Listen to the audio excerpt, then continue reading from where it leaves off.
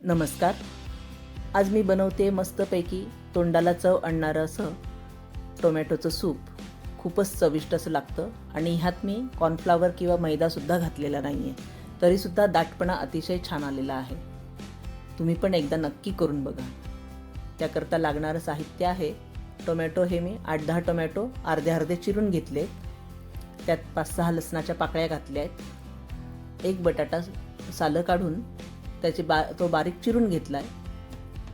नंतर एक कांदा, तो सुद्धा साल काढून तो मोठा चिरला तरी चालतोय. हे असे उभे काप करून मी घेतले.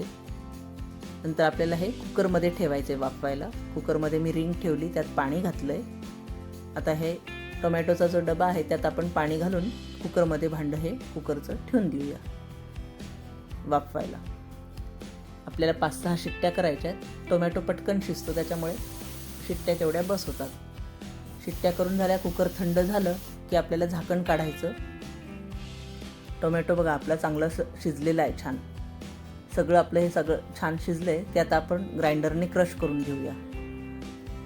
तुम्ही मिक्सरमधनं सुद्धा काढू शकता. हे एकदम एकसारखं बारीक असं केल्यानंतर आपल्याला हे चाळणीतनं गाळून घ्यायचं आहे. बघा अशा पद्धतीने चाळणीत मी सगळं हे टाकते आणि चमच्याच्या सहाय्याने हलवून पूर्ण त्याचा पल्प टोमॅटोचा खाली येईल तो, आणि वरती फक्त सालं राहतील.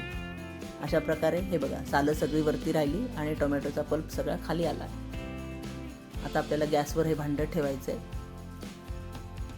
बघा छान एकसारखं छान झालं आहे. रंग पण सुरेख आला आहे. त्यात मी आता मिरपूड घातली आहे, मीठ घातलं आहे आणि थोडीशी आपल्याला चवीला साखर घालायची. हलवून घेऊया छान आणि उकळू द्यायचे आता हे आपल्याला. नंतर बटर घालायचं. बटरने चकचकीतपणा, शायनिंग सूपला छान येते आणि अतिशय चविष्ट लागते. हे मी घरातली साय घातली आहे. तुम्ही फ्रेश क्रीम जी बाजारात मिळते ती सुद्धा घालू शकतात, पण साय घातली तर चव खूपच खरंच छान लागते. तुम्ही एकदा नक्की ट्राय करा, करून बघा, तुम्हाला नक्की आवडणार.